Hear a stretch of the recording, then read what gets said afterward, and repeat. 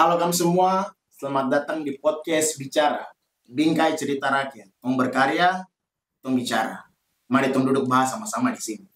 Oke, di episode perdana ini, saya dengan tim tong undang dua narasumber yang tong undang pada saat ini. Undang punya background sebagai seorang aktivis di kampus dan juga pelayan di gereja. Baik, sebelum saya menyapa kedua narasumber ini, saya sapa dulu di rumah saya. Yang ada di rumah, yang saat ini stay tune. Hai, apa kabar? Semoga kamu semua baik-baik saja, dimanapun berada. Terima kasih banyak sudah menonton. Langsung saja, Om Thomas, apa kabar? Rivaldo, apa kabar? Baik. Kabar baik. Biasa. Ini ada beberapa pertanyaan yang sudah tong buat, saya dengan tim tong buat pertanyaan. Dan tong akan diskusi ringan bersama di sini. Nah, pertanyaan-pertanyaan itu sudah tong rangkum. Kamu nama Tom sama Rivaldo ini karena berteman di akun media sosial, jadi saya tahu Tom sama Rivaldo. Nah, langkah baiknya kamu perkenalkan diri secara singkat. Karena dong bilang tak kenal maka tak sayang, tak cinta, toh. Jadi kamu perkenalkan diri dulu. Silakan mulai dari Om Thomas. Asal, terus nama lengkap, asal sama pendidikan. Oke. Status juga melajang kah terhadap apa? Terima kasih. Halo, apa kabar semuanya? Perkenalkan, nama saya, nama lengkap Thomas Sembai, asal dari Serui, kemudian berpendidikan di Universitas Papua, semester akhir, dan puji Tuhan sudah persiapan untuk mau wisuda. Luar biasa, mantap, luar biasa. Berarti Serui. Ya, Serui. Ya, benar. Di mana maksudnya Serui kota kah? Serui dari Serui Yapen Utara. Yapen Utara. Ya. Oke, baik. ID. Ya, ID. Betul, yang berarti disebut ID itu. Mantap. Next, Om Rivaldo. Oke, betul. Perkenalkan, nama saya Rivaldo Salomo Heipon. Saya asal dari Serui. Tapi saya besar Manokwari. Ya, besar Manokwari. Saya sekarang menempuh pendidikan di Fakultas Keguruan dan Ilmu Pendidikan Universitas Papua, jurusan Pendidikan Bahasa Indonesia. Semester akhir. Ya, lagi susun juga. Ya, itu sudah. Luar biasa, Pak Guru sama kalau yang satu nih di Unipa juga. Ya, Unipa. Tapi bidangnya itu di Fakultas Sastra, bidangnya linguistik. Iya. Bahasa Inggris. Iya. Tapi saat ini bicara pakai bahasa Indonesia dulu. Baik, siap. Oke. Langsung saja, ini ada beberapa pertanyaan yang kamu sudah siapkan. Saya dengan tim sudah siapkan. Akan bertanya dengan kedua narasumber, Thomas sama Rivaldo.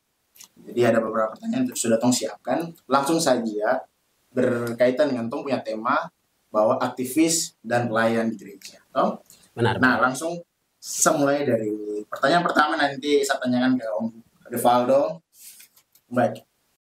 Kenapa sampai tertarik di dunia aktivis, pokoknya di kampus sampai saat ini? Kenapa sampai tertarik ya? Intinya kenapa sampai tertarik di aktivis, sebagai aktivis? Alasannya kayak kalau alasan saya sih, pertama kali saya masuk Unipa itu ketika pimpinan mahasiswa baru, di situ kan ada promosi dari ketua BEM terkait organisasi. Di situ saya mulai tertarik sih, karena di situ bisa melatih kau punya diri. Dan juga kok bisa bawa nama baik kampus begitu. Jadi saya coba-coba dulu. Pas saya coba-coba, ternyata asik juga. Ketika saya bergabung, banyak pengalaman hal-hal baru yang saya dapat gitu.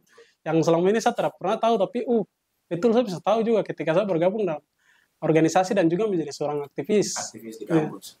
Ya. Mungkin seperti itu sih. Kalau jabatan-jabatan di kampus ini apa saja nih? Maksudnya di HMJK, di PMFK, ketua BEM kah, atau pernah menjabat sebagai apa di kampus nih, sebagai aktivis?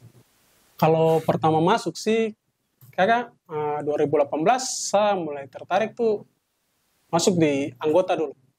Anggota BEM, Badan Eksekutif Mahasiswa tingkat fakultas. Itu mulai dari anggota, setelah itu turun lagi ke ketua DPO, tapi itu tingkat jurusan. Kalau DPO ini apa? Dewan Peninjau Organisasi, jadi di atas HMJ gitu. Setelah itu dipromosikan lagi untuk naik yang lebih tinggi lagi, itu tingkat fakultas DPMF. DPMF. Itu Dewan Perwakilan Mahasiswa tingkat fakultas. Tingkat Jadi di fakultas. atas BEM Biasa. BEM fakultas gitu. Ya, situ sih yang paling tertinggi yang saya pernah capai. Memang luar biasa. Itu pengalaman yang bagus sekali. Walaupun saat ini masih menjabat sebagai, maksudnya masih status sebagai mahasiswa ya. Iya. Studi-studi akhir jadi sudah tidak fokus full di organisasi. Oke, kalau Thomas ini gimana? Pernah aktif sebagai aktivis di kampus atau ada komunitas-komunitas kah, organisasi yang pernah gabung gitu seperti siapa, Rivaldo? Kalau di universitas itu lebih ke PMK, itu di bagian unit di bidangnya Universitas Papua. Jadi saya terlibat di situ, saya terlibat memang ada beberapa tahun, dua periode saya terlibat tuh dalam anggotanya. Tapi itu udah lebih fokus ke pelayanan. Pelayanan dari mahasiswa Kristen. Iya, benar. Kalau di dalam perguruan saya di bagian yang di PMK. Tapi kalau selain daripada situ pasti di luar saya terlibat di satu organisasi yaitu Ikatan Pelajar Mahasiswa. Ikatan Pelajar Mahasiswa itu asal dari kita punya kampung. Kemudian saya ditunjuk untuk koordinator wilayah. Kalau di Manokwari kita bilang wilayah 3 ya. Saya ditunjuk untuk menjadi wilayah 3. Itu spesifik ke kampungnya begitu. Spesifik ke kampung. Iya. Luar biasa. Mantap. Bisa lihat ini kan, ini kegiatan-kegiatan aktivitas di kampus loh, yang walaupun memang Thomas punya aktivitas PMK yang memang secara spiritual kerohanian. Ya, benar. Dan kalau Rivaldo punya kan itu memang fokus ke kampus, organisasi kampus. Benar. Mahasiswa ke mahasiswa gitu ya. Nah, tapi saya kutip juga, saya lihat di Kamda punya riwayat nih, Kamda gabung di pelayan sekarang, pelayan gereja. Ya, benar. Ya, maksudnya kenapa sampai sekarang tiba-tiba bergabung di pelayan gereja di PAR, kalau tidak salah ya, PAR sama PAM kah? Benar. Baik. Mungkin Kamda bisa cerita sedikit. Om Tom mungkin bisa cerita. Kalau saya pertama kuliah tidak pernah kepikir bahwa nanti saya ada di dalam bagian-bagian seperti yang sudah disebut tadi oleh Bung Cesar seperti itu. Cuma sering berjalannya waktu, terus kemudian saya tidak punya ketertarikan untuk tergabung di dalam bagian itu. Tapi memang ada beberapa orang yang mengajak saya, Thomas kamu harus di sini, kamu harus di sini. Bisa tidak. Motivasi. Iya, lebih kayak motivasi begitu. Kamu kalau terlibat di situ lebih sih. Jadi awalnya sebelum ada di Universitas Papua, saya tidak pernah kepikir bahwa saya akan bergabung ke pengasuh, saya akan bergabung ke pemuda. Tidak sama sekali yang ada dalam saya punya pikiran. Tetapi sering berjalan waktu, sudah mulai 2018, saya diajak oleh teman, Thomas mari kita bergabung di persekutuan. Kemudian saya bilang, bisa. Tapi itu pun juga sama sekali belum ada punya keinginan gitu, cuma asal-asalan saja. Tapi sering berjalannya waktu karena keterpaksaan dari teman harus paksa, Thomas ini begini, bagus deh kalau saya terlibat itu lebih kedekatan begitu. Iya benar. Jadi kayak punya lama kelamaan terus kayak macam mulai rasa nyaman dan persekutuan, kemudian punya persekutuan berbagi. Ya sudah langsung saya terlibat. Itu yang di persekutuan anggota muda. Kemudian 2019 saya diajak juga di pengasuh. Di pengasuh itu dari ada salah satu kakak pengasuh, kita punya kakak pengasuh senior juga. Senior di gereja. Iya, dia pernah dengar dekan Fakultas Kehutanan. Saya pernah dengar. Iya, Bapak Joni Mara. Benar. Bapak pernah ajak saya tuh daripada tinggal saja, mari bergabung. Itu ada salah satu kegiatan kursus pengasuh. Saya diajak di kegiatan kursus pengasuh, saya kayak pakai pikir bahwa cuma ikut kegiatan saya supaya bisa mendapatkan sertifikat. Tidak seperti begitu. Saya ikut kegiatan tuh saya diperbolehkan untuk bisa mengasuh. Iya, tidak pernah itu kalau terlintas dalam saya punya benak sama sekali jadi tidak. Iya, tidak pernah saya kepikirkan. Tapi seringnya berjalan. Iya, saya diajak terus kemudian itu tidak pernah pikir bahwa ini anak. Bayangkan saya anak kecil yang harus dididik ini. Apalagi kita punya jiwa laki-laki yang kemudian ajak sedikit-sedikit bisa dapat lap saja itu maksudnya kan tidak gini. Tapi iya sering berjalan waktu proses itu membentuk cuma kemudian mulai rasa nyaman itu membuat sampai tidak anak ini perlu yang butuh namanya bimbingan. Memang benar bahwa mereka itu kan dididik oleh orang tua, kemudian di sekolah. Tetapi kalau di sekolah tidak 100%, betul tidak? Pasti dari pagi sampai mungkin jam 12 siang. Kemudian paling banyak kan di rumah. Tapi kalau orang tua punya pekerjaan kayak contoh, mama punya pekerjaan selain di kantor, kemudian sibuk di rumah. Bapak pun juga itu kan tidak mungkin. Dan salah satunya tempat pelayanan itu mereka dibentuk punya pengenalan akan Tuhan. Ya kemudian rasa cinta terhadap anak itu membuat saya itu bertahan sampai sekarang ini. Untuk sementara kira-kira seperti itu Bung Cesar. Siap, siap. Terima kasih banyak. Kalau Bung Rivaldo, ini kenapa saya bisa sama-sama saya lihat berdua di pelayanan gereja begitu. Kenapa saya bisa ada motivasi dari siapa kah? Maksudnya berikan motivasi sama seperti tadi Bung Tom cerita, mungkin ada motivasi, ketertarikan, ada yang mengajak seperti begitu. Mungkin bisa cerita, berbagi di sini. Kalau saya sih kakak, kalau di persekutuan mungkin saya mulai dari PAM, itu organisasi gereja ya. Dia menghimpun anak-anak muda.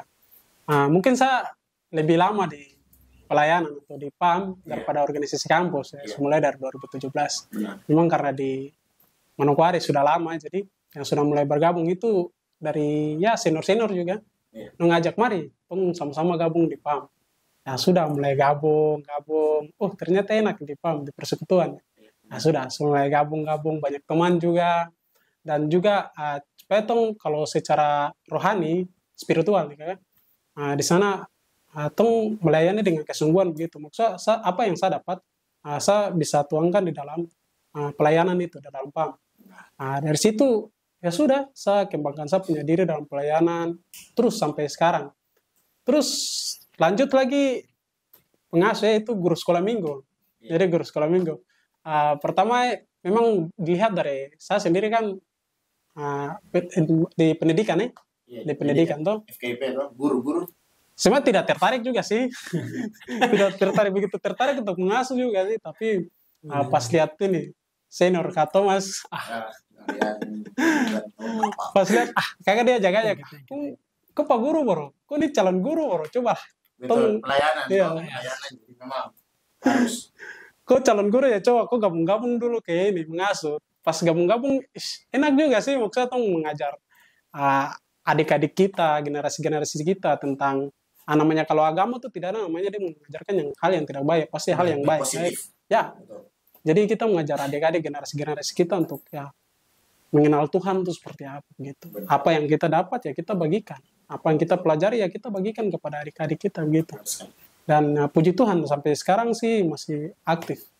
Kalau untuk PAM ya sekarang posisi saya di PAM mungkin sebagai koordinator pendidikan. Persekutuan anggota muda ya, koordinator pendidikan. Karena mungkin dari keguruan juga jadi lebih ke pendidikannya. Betul sih. Guru jadi akhirnya pendidikan. Betul.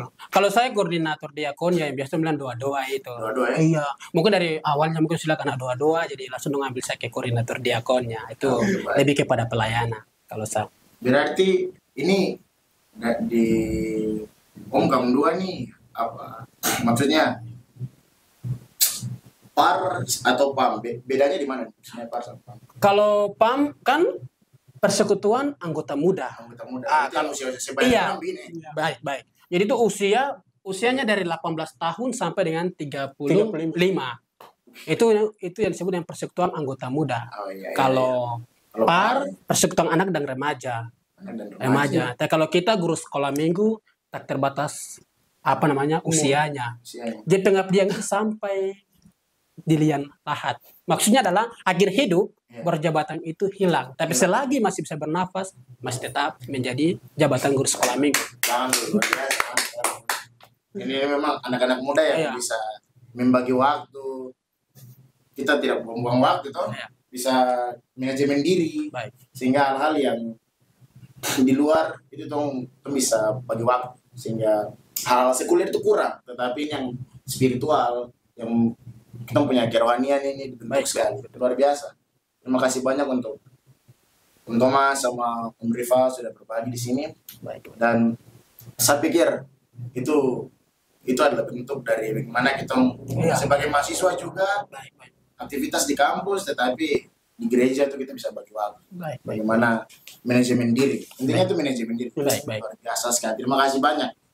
Dan mungkin di pertanyaan berikut ini Om Thomas sama Rivaldo bisa berikan pesan buat teman-teman di luar sana atau teman-teman yang mungkin sedang menonton, bagaimana dong berikan pesan buat orang, motivasi sebagai anak-anak yang usia sebaya seperti orang ini muda, bagaimana manajemen dong punya diri supaya tidak sia-sia saja di masa muda gitu. Baik, mungkin dari teman-teman bisa.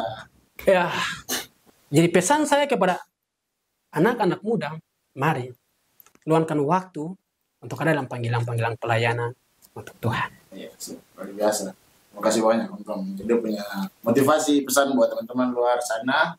Lanjut, Om Rivaldo. Baik, kalau untuk saya, kayaknya untuk teman-teman semua yang muda di luar, memang masa muda tuh memang hanya sekali. Lebih banyak ya hal yang lain dikatakan negatif lah. Tetapi mari teman-teman yang muda gunakan kamu punya masa muda untuk hal-hal yang positif. Banyak sekali hal yang positif yang bisa kamu kembangkan dalam kamu diri sendiri untuk lebih baik begitu. Pelayanan, organisasi itu semua baik. Intinya baik untuk masa depan. Nah, puji Tuhan semua akan terjawab. Luar biasa. Terima kasih banyak untuk sama Rivaldo sudah datang berbagi di sini. Baik. Saya pikir itu hal-hal yang baik sekali membangun tong punya spiritual, bagaimana tong punya organisasi di kampus, pengalaman-pengalaman bisa tong dapat. Benar. Karena kita melalui wadah-wadah ini tuh kita bisa dapat pengalaman hidup, bagaimana mengatur diri untuk masa depan juga. Gimana? Saya salut sekali dengan apa Om Thomas sama Rivaldo punya manajemen waktu ini, manajemen diri, luar biasa. Oke, ini kesimpulannya. Jadi kesimpulan, kita tetap untuk manajemen diri, bagaimana sebagai seorang muda, seperti tadi Tong sudah dengar cerita dari awal sampai akhir ini, tetap manajemen diri, bagi waktu, tetap berkarya, dan berpikir positif selalu. Oke, untuk itu, terima kasih banyak untuk Om Thomas. Sama-sama Bung Cesar. Om Rivaldo. Siap kakak, terima kasih. Gabung di sini berbagi dengan orang. Saya tidak lupa untuk sampaikan thank you buat teman-teman yang sudah nonton. Jangan lupa untuk like, komen, mendukung Tong channel ini terus agar nanti ke depannya kita mengundang orang-orang hebat lagi di tempat ini supaya kita bisa berbagi bersama sharing. Thank you very much. See you.